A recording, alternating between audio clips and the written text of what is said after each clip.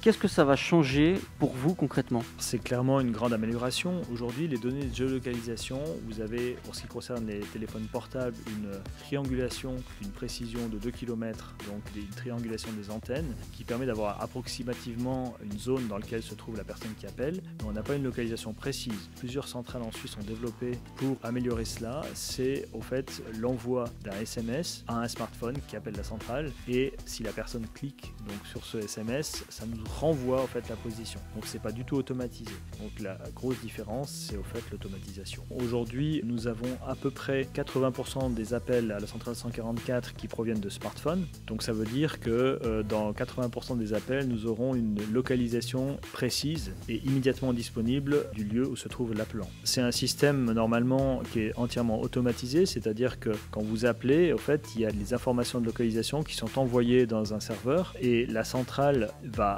interroger, si vous voulez, de manière toujours automatique ce serveur pour récupérer ces informations de localisation, et puis la localisation va s'afficher sur la carte qui se trouve sur le poste de l'opérateur qui prend l'appel. Cette géolocalisation, c'est quelque chose que vous demandiez depuis longtemps? Tout à fait, moi j'ai rencontré en 2014 les représentants de l'association européenne des 112 et on avait discuté à ce moment-là de ce système-là qui était à l'époque en développement auprès d'Android et puis d'iOS. Évidemment que c'est quelque chose qu'on attend depuis extrêmement longtemps. Il faut savoir qu'il y a 12 ans, la majorité de nos appels provenaient de téléphones fixes pour lesquels on avait des adresses et des lieux d'intervention, et en 12 ans on est passé d'une majorité de téléphones fixes à une écrasante majorité de téléphones portables et de type smartphone en plus. Donc c'est vrai que c'est un changement majeur, et nous, le fait d'avoir perdu au fait l'identification des numéros fixes, ça nous a fait perdre au fait de l'information de localisation pour la majorité de nos appels. Donc on revient à quelque chose d'un peu plus fiable. En plus la géolocalisation, ça permet de savoir partout au fait où se trouve l'appelant.